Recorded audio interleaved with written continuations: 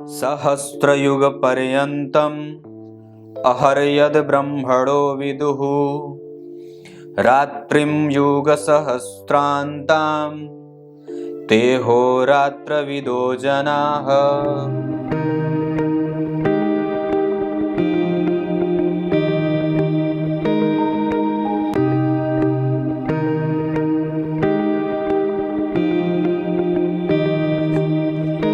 नमस्कार, एक बार फिर से उपस्थित हूँ आप सबके सामने विश्लेषण जन्म कुंडली का इस कार्यक्रम के अंतर्गत। आज जिनकी कुंडली लेकर के आया हूँ इनका नाम है सुशांत शर्मा।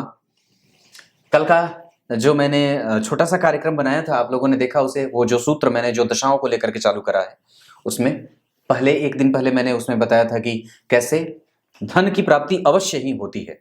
दूसरे सूत्र में मैंने बताया था कि कैसे धन की हानि होती है। ये दोनों ही कार्यक्रम आपको महत्वपूर्ण ज्योतिषीय कार्यक्रम नाम के प्लेलिस्ट में भी मिल जाएंगी।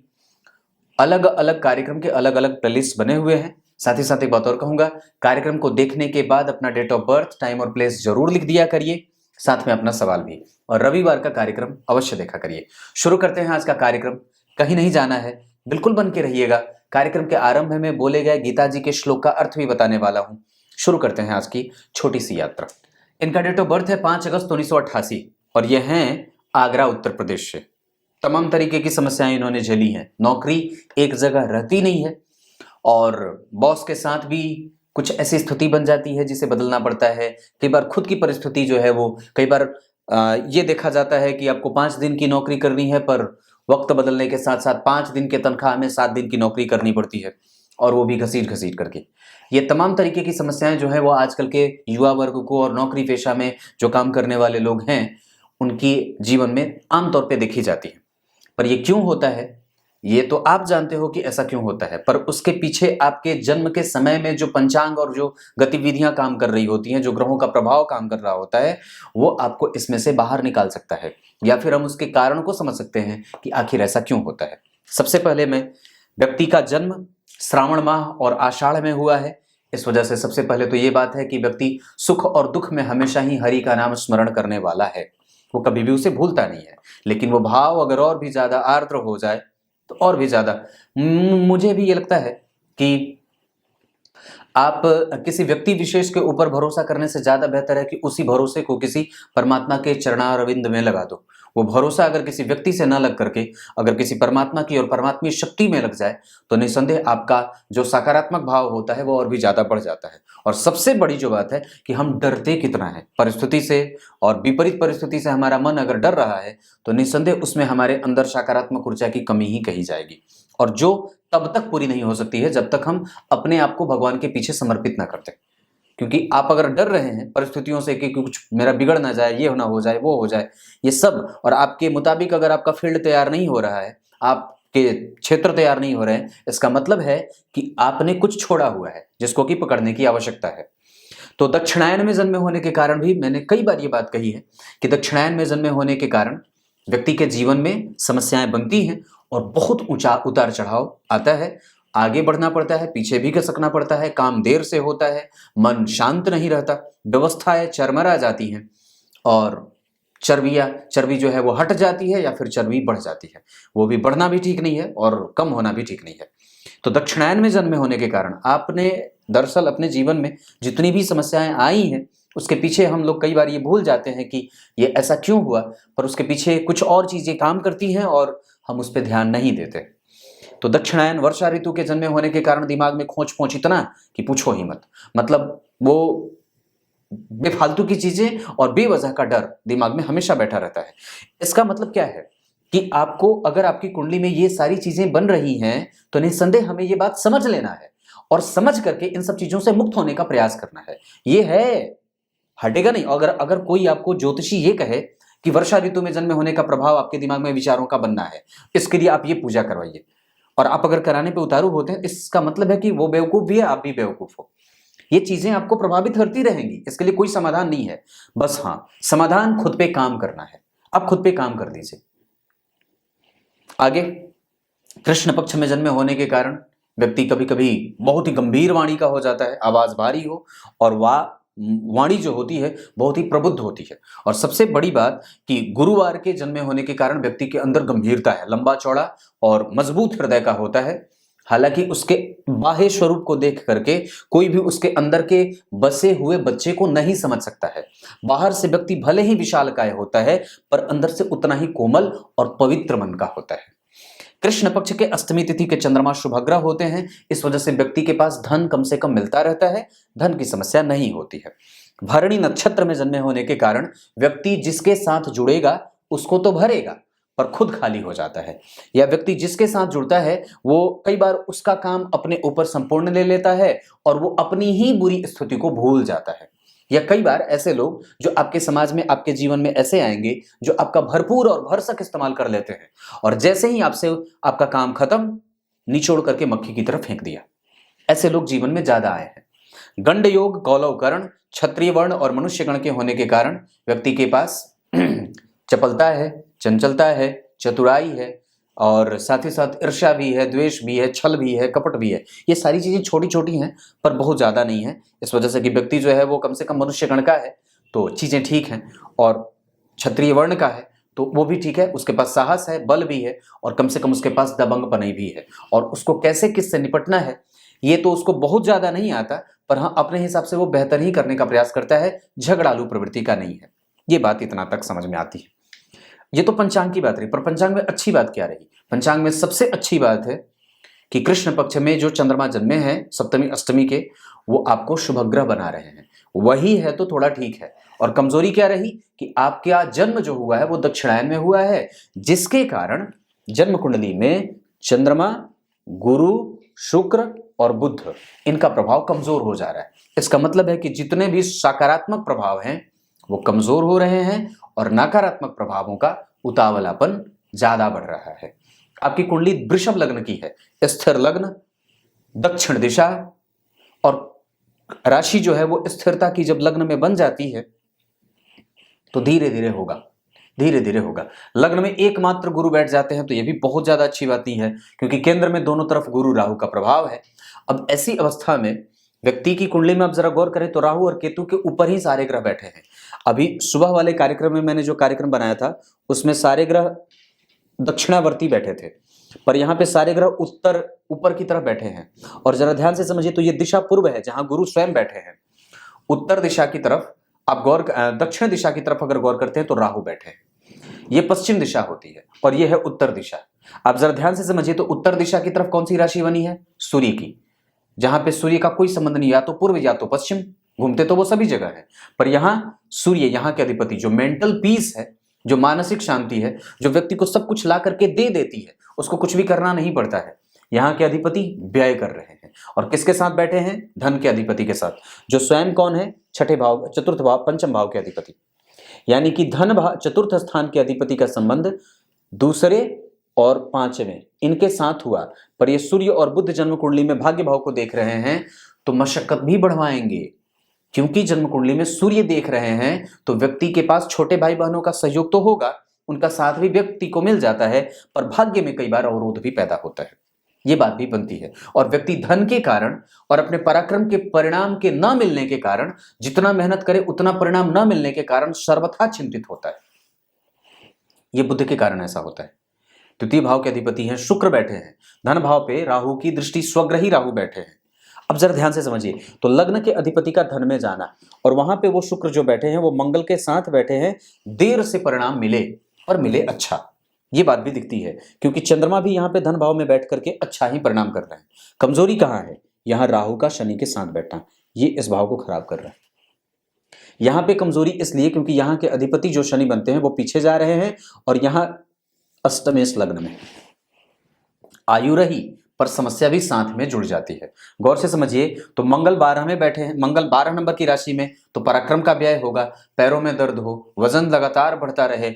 और मंगल के इस भाव पे दृष्टि के कारण कई बार व्यक्ति को धन संचित करने में दिक्कत होती है, उसके पास उतना आता ही नहीं है कि वो इकट्ठा भी कर सके। मंगल की 7वीं दृष्टि यहाँ बहुत मशक्कत करने के बाद व्यक्ति को शिक्षा का लाभ मिलता है। यहाँ पे भी बहुत अच्छी राशि नहीं बन रही है, मंगल की दृष्टि यहाँ के लिए भी बहुत ज्यादा अच्छी नहीं होगी। पर जरा गौर करिए तो ऋण भाव के अधिपति का जो शुक्र बनते हैं वो धन में गए हैं और धन के अधिपति पराक्रम में गए हैं। इसका मतलब क्या है कि धन भाव में के अधिपति का पराक्रम के सुख भाव के अधिपति के साथ जाना, माता पिता का सुख मिले, कुटुंब का सुख मिले, व्यक्ति की वाणी पवित्र है, वो कभी भी किसी को गलत और गंदा नहीं बोलना चाहेगा और बहुत ही पेशेंसफुल है। लेकिन धन भाव में छठे भाव के अधिपति का जाना और राहु से देख लेने के कारण व्यक्ति के जीवन में एक बार अतिरेक की स्थिति आई थी, पर वो बहुत ज्यादा दिन तक चली नहीं। या फिर कई बार व्यक्ति जो होता है बहुत अच्छे कंपनी में काम भी करता है, पर बाद में धीरे धीरे वो चीजें खत्म हो जाती हैं, सिमट जाती हैं। साथ ही साथ कई बार कि व्यक्ति ऋण में दबा रहता है या विपरीत परिस्थिति उसके जीवन में धन लाने के लिए बनाती रहती है या बनती रहती है। धन कमाने के लिए विपरीत का मुंह देखना पड़ता है, जो ना सुनना पड़े वो भी सुनना पड़ता है, कष्ट भागना पड़ता है, दूर भागना पड़ता है और कई बार व्यक्ति को जमींदोज भी हो जाना पड़ता है, कोई भी समाज में पहचाने ही नहीं, ऐसी भी स्थिति हो जाती है। अपने संपूर्ण पराक्रम का संपूर्ण प्रभाव ना विकसित कर पाए। हालांकि इनकी कुंडली में कम्युनिकेशन वाला क्षेत्र बहुत अच्छा है, यानी कि तीसरा जो भाव है ये इंटरनेट का भाव होता है, भुजाओं का भाव होता है, यहाँ का क्षेत्र अच्छा है। इस वजह से व्यक्ति बैंकिंग और कंप्यूटर और सॉफ्टवेयर के क्षेत्र में अच्छा काम कर सकता है। किसी दूसरे को और दो लोगों को मिलाने का काम व्यक्ति बहुत अच्छा कर सकता है। राहु यहाँ बैठे हैं, ये बहुत अच्छा है। यहाँ राहु दशम स्थान में बैठे हैं, ये दिग्बली कहे जाएंगे। यहाँ के अधिपति अष्टम में बैठे हैं, ये समस्या कर रहे हैं और वस्तुतः दशम भाव के अधिपति का अष्टम में जाना व्यक्ति की समस्या का कारण भी बन सकता है। परंतु पलट करके वापस शनि ने अपने घर को देखा भी है। इस वजह से एक विपरीत परिस्थिति के निर्माण के बाद वापस चूंकि उस भाव से गुरु केंद्र में जा रहे हैं तो अच्छाइयां भी बन रही हैं। मशक्कत लगेगी इस कुंडली को आगे बढ़ने में। और अभी आपकी कुंडली में मंगल की दशा से ही आप लगातार परेशान होंगे आय को लेकर के। गौर करिए, वृषभ लग्न की कुंडली के लिए मंगल अच्छे नहीं होते, गुरु भी सामान्यतया मारक हो जाते हैं, मंगल मारक हो जाते हैं, चंद्रमा मारक हो जाते हैं और साथ ही साथ इस कुंडली में ये इतने सारे ग्रह, शुक्र भी बहुत अच्छे नहीं होते, यानी कि शुक्र कमजोर हो गए, चंद्रमा कमजोर हो गए, गुरु कमजोर हो गए और मंगल, चार ग्रह तो ऐसे ही आपके निकल गए। तो बचा कौन? तो इस कुंडली में बचे एक यहाँ पे शनि बच जाते हैं और दूसरे बन जाते हैं बुध। ये दो ग्रह के सहारे ये कुंडली कई बार आगे बढ़ती है। पर जरा आप ध्यान से समझिए तो उस बुध के ऊपर किसी भी शुभ ग्रह का कोई प्रभाव नहीं है और उसके बाद उस भाव से तृतीयस्थ कोई ग्रह नहीं, उस भाव से तृतीयस्थ गुरु बैठे हैं जो बुध के बल को वृद्धि ही नहीं दे पा रहे हैं। इस वजह से व्यक्ति के धन में वृद्धि नहीं हो पा रही है, या फिर ये कह सकते हैं कि व्यक्ति के जीवन में धन कमाने में लगातार अड़चने आती रहती है। ये समस्या है। दूसरी बात, ये तो पहली बात रही, चंद्रमा 12 में बैठे, ये कौन है? पराक्रम के अधिपति जन्म कुंडली में 12 में, और पराक्रम का कारक मीन राशि में, अग्नि तत्व का ग्रह और जल तत्व की राशि में बैठा। जिस राशि में बैठे हैं उस राशि के अधिपति देखिए बहुत अच्छे नहीं बैठे हैं और ना ही उस चंद्रमा के उस गुरु के ऊपर किसी शुभ ग्रह का प्रभाव है। हाँ, गनीमत यह है कि जिस बल पे आप जी रहे हैं वो इस बल पे जी रहे हैं कि पीछे चंद्रमा और आगे शुक्र। लग्न को शुभ कर्तरी लगा तो हम एक सकारात्मक भाव जरूर और ऑप्टिमिस्टिक विचारधारा जरूर रख सकते हैं कि मेरा जरूर कुछ अच्छा हो जाएगा। हम परमात्मा की शरणागति अगर धारण करे रखें, मंत्र का जप करते रहें, बजरंगबली की आराधना करते रहें तो हमारा काम बन जाएगा। क्योंकि वस्तुतः इस कुंडली में इन्हीं को मनाना है, क्योंकि यहाँ पे ये बात बिगड़ जा रही है। आप इसी चीज को दशमांश कुंडली में देखिए, यहाँ बुध और सूर्य स्वग्रही, जहां बुध स्वग्रही और सूर्य लग्न में, ऐसी स्थिति में कि व्यक्ति बाहर जाकर के कुछ काम करे तो बिल्कुल कर सकता है। अभी राहु की दशा चल रही है, राहु की दृष्टि शुक्र पे है जो कि लग्न के अधिपति हैं। तो लग्न के अधिपति के ऊपर अगर राहु की दृष्टि पड़ेगी तो वो व्यक्ति को डिपेंडेबल बना देगा। अब उसके लिए पैसे जो आएंगे वो किसी दूसरे के जेब से आएंगे, या कई बार व्यक्ति जो होता है वो मति बुद्धिहीन हो जाता है, मति उसके गलत निर्णय के कारण, और मशक्कत इतनी ज्यादा भर जाती है मंगल की दृष्टि यहाँ पे और यहाँ पे पड़ जाने के कारण, राहु की दृष्टि यहाँ पड़ जाने के कारण, राहु की दृष्टि लग्नेश पे पड़ जाने के कारण कि व्यक्ति उबर ही नहीं पाता है। पर यह दशा मंगल और राहु दोनों में झेलनी पड़ती है। पर ये राहु तो अभी आए ही हैं 2021 के 9वें महीने में, और यही स्थिति है कि आपको परेशानी में डाल रही है। सबसे पहले लाजवर्त धारण करना होगा, हनुमान चालीसा का 3 बार प्रत्येक दिन पाठ करना चाहिए। कुछ उपाय मैं आपको भेजूंगा, बाद में फोन पे या व्हाट्सएप पे आपको भेजूंगा, वो करना होगा। उसके बाद गौर करिए, गुरु को चेक करते हैं कि वो कितने सटीक बैठे हैं। गुरु जो बैठे हैं वो कृतिका नक्षत्र में बैठे हैं, ये सूर्य का नक्षत्र होता है और वो सूर्य स्वतः ही व्यक्ति से मेहनत ज्यादा ले रहे हैं। कर्क राशि के सूर्य खराब नहीं होते, वो बड़े प्रसन्न होते हैं, लेकिन हाँ, यहाँ पे व्यक्ति को माता और पिता से बहुत ज्यादा सहयोग प्राप्त नहीं हो पाता है और व्यक्ति को बहुत ही रश करके, बहुत ही तेज और तीव्र गति से ड्राइविंग करनी पड़ती है, तब तब जाकर के व्यक्ति लक्ष्य तक पहुंच पाता है। और साथ ही साथ पंचम भाव के अधिपति बुध पराक्रम कर रहे थे, तो हमेशा जो है वो परिणाम बहुत ज्यादा मेहनत करने के बाद मिली है। कुंडली को समझना होगा, बुध अश्लेषा नक्षत्र में, उसके पास स्वयं का ज्ञान कमजोर नहीं है, उसके पास अनुभव कम नहीं है, उसकी वाणी अपवित्र नहीं है, उसका बल, उसका पराक्रम, उसका साहस, उसका धैर्य, उसका बुद्धिमान होना, उसकी चपलता, उसकी चातुरता, उसका सब कुछ उसके पास है, क्योंकि बुध अपने ही नक्षत्र में बैठे हैं। सूर्य के साथ बैठ जाने से उसके अंदर बुद्धिमानी और उसके पराक्रम का प्रभाव जो बढ़ेगा, कहा नहीं जा सकता। लेकिन अभी राहु की दशा तक मुझे लगता है कि जब आपकी कुंडली में राहु में शनि 2026 में आएंगे, तब कुछ काम आपका आगे बढ़ेगा। पर वस्तुतः अभी आप चुपचाप जहां हैं, अगर हो सके तो इस दौरान अगर बाहर निकलने का प्रयास करें तो ज्यादा सटीक होगा। बाहर निकलने का 100% आपको प्रयास करना चाहिए। चंद्रमा 12वें हैं, 12वें के अधिपति जन्म कुंडली में पंचम को देख रहे हैं, इस वजह से भी कई बार मशक्कत बढ़ती है। दूसरी बात है, गुरु जो होते हैं वो अष्टम के अधिपति होकर के जन्म कुंडली में यहां देख रहे हैं, बहुत अच्छा नहीं देख रहे हैं। इस वजह से यहां जो यश, कीर्ति, मान, सम्मान, पद, प्रतिष्ठा, प्रेम, दाम्पत्य, विवाह, पुत्र पुत्री आदि, प्रेम, मंत्र जप, इन सब चीजों का फल कमजोर हो जाता है। गुरु की 7वीं दृष्टि दाम्पत्य में परेशानी नहीं आने देती और गुरु की 9वीं दृष्टि इस वजह से व्यक्ति को भाग्यहीन करार दे दिया जाता है। ये बात यहां तक रही। अब जरा इस कुंडली में और भी समस्याओं को समझने का प्रयास करते हैं, क्योंकि ये व्यक्ति बहुत परेशान है। और आप जरा ध्यान से समझते हैं तो भाग्य के अधिपति का अष्टम में जाना और भाग्य भाव पे सूर्य और बुध की दृष्टि बहुत ज्यादा अच्छी नहीं है, क्योंकि मकर राशि है वहां पे, और सूर्य जो है वो खुद ही परेशान हो रहे हैं। चतुर्थ भाव का सुख पीछे जा रहा है, इस वजह से माता का कष्ट और माता का स्वास्थ्य, क्योंकि चंद्रमा भी तो 12 में है ना, मेष राशि बनी है और मेष राशि के अधिपति मंगल जो है वो जन्म कुंडली में एकादशवें भाव में। हालांकि एक बहुत अच्छी बात है इस कुंडली में कि एकादशवें भाव में क्रूर ग्रह बड़े अच्छे परिणाम करते हैं, और एकादशवें और साथ ही साथ छठे भाव पे पापक ग्रह या क्रूर ग्रह की दृष्टि भी बड़ी अच्छी काम करती है। इसका मतलब ये बनता है कि छठे भाव पे मंगल की भी दृष्टि पड़ेगी 8वीं और चंद्रमा की भी दृष्टि पड़ेगी 7वीं। साथ ही साथ इस भाव से पंचमस्थ शुक्र बैठे हैं और इस भाव से तृतीयस्थ शनि बैठे हैं। इसका मतलब ये होता है कि व्यक्ति कभी भी इसी परिस्थिति में नहीं रहने वाला है, उसकी स्थिति बदलेगी। पर कब? जब शुक्र की दशा आए या शुक्र का अंतर आए। इसका मतलब है कि 2033, उसके बाद 2029, उसके बाद 2026, ये 3 दशाएं व्यक्ति के जीवन में अच्छी रह सकती हैं। पर अभी कुछ दिन तक तो इंतजार करना होगा, क्योंकि गुरु भी अभी जो बैठे हैं वो कृतिका नक्षत्र में बैठे हैं, जिसका अधिपति तीसरे भाव में बैठ करके आपके लिए संपूर्ण नहीं कर रहा है। कुछ ना कुछ वहां पे मशक्कत बाकी है। आप नेटवर्क के क्षेत्र में काम कर सकते हैं, मल्टीनेशनल कंपनी से जुड़ करके काम कर सकते हैं, टेलीकॉम सेक्टर में काम कर सकते हैं, इंटरनेट और वर्ल्ड बेसिस पे जो नेटवर्क का बनाना होता है उसके लिए काम कर सकते हैं, बैंकिंग सेक्टर से जुड़ करके काम कर सकते हैं, मैनेजमेंट का काम कर सकते हैं, पढ़ने पढ़ाने का काम कर सकते हैं, जितनी भी चीज़ें बाजारीकरण जितनी भी होती हैं इंटरनेट वर्ल्ड पे, आप वो सारा काम आपकी कुंडली में बनता है। साथ ही साथ इस कुंडली में षडबल में चंद्रमा ठीक है, मंगल ठीक है, गुरु शुक्र शनि ठीक है, लेकिन बुध कमजोर है। वो बुध कौन है? वो बुध आपकी कुंडली में धन और पंचम का अधिपति है। सारा खेल तो यहां बिगड़ रहा है। गौर करिए, यहां बुध जो है वो भद्र योग बना रहे हैं, यहां बुध जो है वो छठे में जा रहे हैं, यहां गुरु छठे में जा रहे हैं। इसका मतलब यह बनता है कि व्यक्ति के पास दाम्पत्य की कमजोरी है, लेकिन विवाह होने के बाद उसमें कोई भी दिक्कत नहीं होगी। दाम्पत्य में कोई कमजोरी नहीं हो सकती है। वस्तुतः यहाँ पे शुक्र और मंगल बैठे हैं तो व्यक्ति के जीवन में कई लोग आते हैं और सबका उपभोग भी व्यक्ति करता रहा है। दूसरी बात है, चंद्रमा यहाँ पे सुंदर मुखड़े वाली पत्नी, गुरु की दृष्टि, दाम्पत्य बेहतर, और गुरु की दृष्टि यहाँ पे सैया सुख का कमजोर होना नहीं देख रहा हूं। गुरु की दृष्टि यहाँ पे थोड़ी कमजोर, पर गुरु की दृष्टि यहाँ पे जा रही है। ये व्यक्ति के जीवन में घर, भवन, भूमि, वाहन, इन सब चीजों के लिए मशक्कत भी करवाए, क्योंकि वस्तुतः तो वो बैठे 8वें भाव में ही हैं और यहाँ भी वो गुरु वृषभ राशि के बैठे हैं। तो एक वायु तत्व का ग्रह अगर भूमि तत्व की राशि में बैठेगा तो कमजोरी तो बनेगी। और वस्तुतः गुरु जो है वो जिस नक्षत्र में बैठे हैं उस नक्षत्र के अधिपति से उसको कोई बल मिल नहीं रहा है।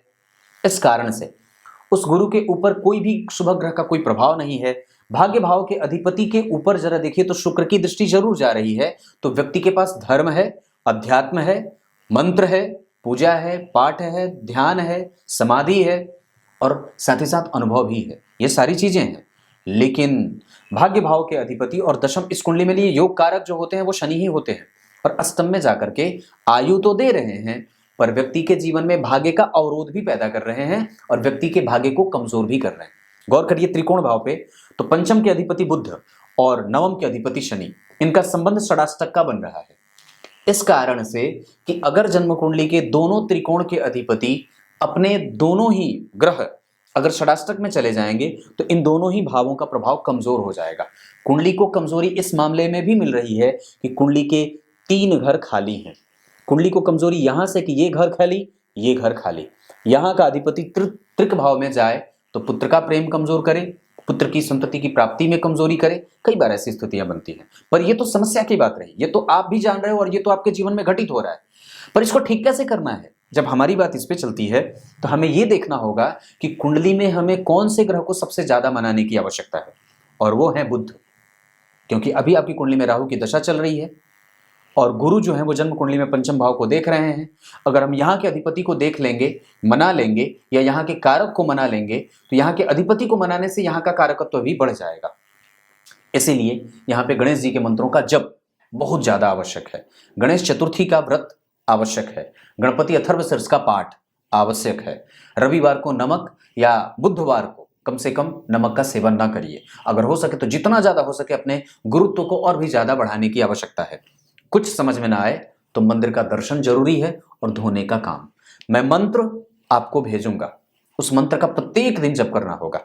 आपकी कुंडली में दशमांश कुंडली पर चर्चा करते हैं तो दशम स्थान के अधिपति स्वग्रही हैं, कर्म क्षेत्र ठीक है, गुरु मंगल, पढ़ाने का काम भी आपकी कुंडली में बनता है, एजेंट वगैरह ब्रोकर वाला जो काम होता है वो भी ठीक है। लाभ भाव पे गुरु की उच्च की दृष्टि पड़ रही है, आपके पास अनुभव है, पर ये राहु की दशा आपको परेशान कर रही है।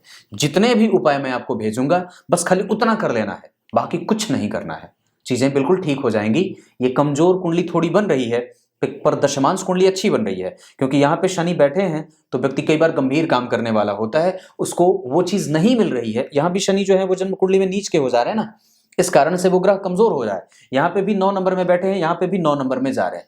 इसका मतलब ये होता है कि उस ग्रह को हम जैसे ही थोड़ा सा बल देंगे वो फिर से अपने लाइन पे आ जाएगा। राहु की दशा है, इस वजह से परेशानी थोड़ी ज्यादा है, पर इसी राहु की दशा में आपको मिलेंगी भी चीजें, मैं गारंटी से ये बात बोलता हूं।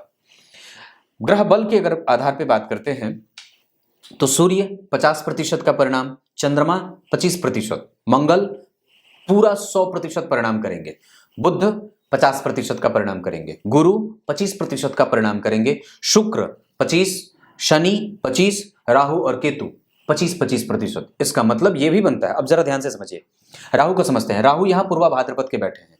अब जरा गौर करिए तो ये गुरु के नक्षत्र में बैठे हैं और गुरु अकेले, वो गुरु होते हैं अष्टम के अधिपति और लाभ के अधिपति। गुरु इस कुंडली में मारक, सामान्यतया मारक हो जाएंगे। इसका मतलब है कि ये व्यक्तित्व को तो विशाल बनाएंगे, बुद्धिमान तो बनाएंगे, स्वास्थ्य तो ठीक रखेंगे, लेकिन साथ ही साथ व्यक्ति को चिंता भी देंगे, क्योंकि वो अष्टम भाव के अधिपति हैं। लाभ के लिए चिंता प्रकट करने वाला हो जाएगा, क्योंकि उससे केंद्र में राहु है। अब राहु जो है वो पूर्वा भाद्रपद में, गुरु के नक्षत्र में, और गुरु के पास बल है नहीं, इस कुंडली के लिए वो अच्छे होते नहीं है। इस कारण से राहु चूंकि वृद्ध अवस्था में भी बैठे हैं, नक्षत्र से उनके पास बल नहीं है, राशि के अधिपति स्वयं जन्म कुंडली में अष्टम में बैठ रहे हैं। अलग बात है कि उनपे शनि की दृष्टि पड़ जा रही है, लेकिन उस राहु के ऊपर किसी भी शुभ ग्रह का कोई प्रभाव नहीं है। इस कारण से राहु की दशा में भी शांत रहना होगा। कोई नया काम, कोई नई पार्टनरशिप, किसी को नया देना, किसी से नया तालमेल बिठाना, कोई रिस्क लेना आदि, इन सब चीजों से बच जाना चाहिए। जितना ज्यादा हो सके वट वृक्ष की उपासना करिए, दूध अर्पित करिए, गणेश जी के मंत्रों का जप करिए, शुद्ध अंतःकरण से एकादशी का व्रत करिए, सबसे अच्छा होगा, और चतुर्थी का व्रत, ये 2 व्रत आपको कर लेना चाहिए। सूर्य की आराधना, मैं और भी सामान्य चीजें 2-4 लिख दूंगा, आप वो कर लीजिए, काम बिल्कुल बनेगा, गारंटी देता हूं। बस ये राहु की दशा में कुछ वर्ष निकालने हैं, अभी 22 है, 26, क्योंकि वक्त तो इंतजार करवाता है, और भगवान ने भी करा था, हम तो इंसान ही हैं, करना ही होता है। अब क्या बताऊं, होरा कुंडली आपकी कुंडली में एक बार देख लेता हूं। होरा कुंडली के आधार पर चंद्रमा, राहु, केतु, गुरु और मंगल, चंद्रमा, राहु, केतु, गुरु और मंगल, इनकी दशाएं आपके जीवन में सामान्य जाएंगी। आप इनसे बहुत ज्यादा की अपेक्षा नहीं कर सकते, पर बाकी इनके अलावे जितने भी ग्रह बनते हैं उनकी दशा और अंतरदशा आपके लिए लाभदायक और साहस देने का काम करने वाली हैं। आपकी कुंडली में अगर मैं संपूर्ण देखता हूं तो भूमि, भवन, वाहन, इन सब चीजों का सुख आपकी कुंडली में शनि की दशा में, बुध की दशा में और सूर्य की दशा में, इन सब की दशाओं में चाहे अंतर हो या प्रत्यंतर हो, आप उसमें प्रयास कर सकते हैं। वैसे आपकी कुंडली में मैं भूमि, भवन, वाहन, चल अचल संपत्ति का सुख देख रहा हूं और वो बिल्कुल मिलेंगी इसी राहु की दशा में ही। राहु में शनि, राहु में गुरु, ये सब आएंगे तो ये सब देते जाएंगे। एक बात और बता देता हूं, मंगल नीच के हैं, इस वजह से कई बार D16 चार्ट में इस वजह से वो थोड़े से पराक्रम ज्यादा करवा रहे हैं या मेहनत ज्यादा करवा रहे हैं, उसका उपाय भी मैं भेजूंगा। और वैसे आपकी कुंडली में संतान का सुख बहुत अच्छा देख रहा हूं, उसको लेकर के कोई भी दिक्कत नहीं है। आगे संतति का सुख भी है और व्यक्ति का परिवार भी है, वो सब भी इस कुंडली में बाकी नहीं है। उपासना वगैरह भी आपकी कुंडली में बड़ी अच्छी है, आप ध्यान अच्छा लगा सकते हैं। मोक्ष की प्राप्ति के भी प्रभाव अच्छे देख रहा हूं, उसमें भी कोई समस्या नहीं है। कुंडली में अगर केंद्र में गुरु उच्च के हो जाएं तो कहना क्या है, विषांसा कुंडली अच्छी बन रही है, कमजोर नहीं बन रही है। वहां पे आपकी कुंडली में जो चंद्रमा पापक हुआ है या शुभग हुआ है, शुभग्रह हुआ है, वो एक अच्छी बात है जो कुंडली को थोड़ा संभाल रहा है। और वस्तुतः अगर आप अपने पर अगर बल पे खड़े हैं तो वो भी इसी कारण खड़े हैं क्योंकि केंद्र में कम से कम गुरु बैठे हैं। किम कुर्वन्ते सर्वे ग्रहा यस्य केंद्रे बृहस्पति। अगर केंद्र में गुरु बैठे हैं, अगर उनके पास बल होता तो इतनी भागदौड़ नहीं करनी पड़ती। अगर यहां ग्रह बैठे होते, यहां ग्रह बैठे होते तो इतनी भागदौड़ नहीं करनी पड़ती। दूसरा, पंचम के अधिपति त्रिक भाव में, नवम के अधिपति त्रिक भाव में और 12वें के अधिपति ने पंचम भाव को देख लिया है। एक शुभ ग्रह जन्म कुंडली में चंद्रमा बचे थे, वो बाहर चले गए। दूसरे शुभ ग्रह शुक्र बचे थे, वो जन्म कुंडली में द्वितीय में चले गए। तो वो धन के लिए समस्याएं पैदा कर रहे हैं, पत्नी के लिए समस्याएं पैदा कर रहे हैं। इस तरीके का भौतिक सुख संसाधनों के लिए व्यक्ति सोचता रह रहा है। इसको ठीक करने के लिए उपाय मैं भेजूंगा। तब तक के लिए बहुत बहुत नमस्कार।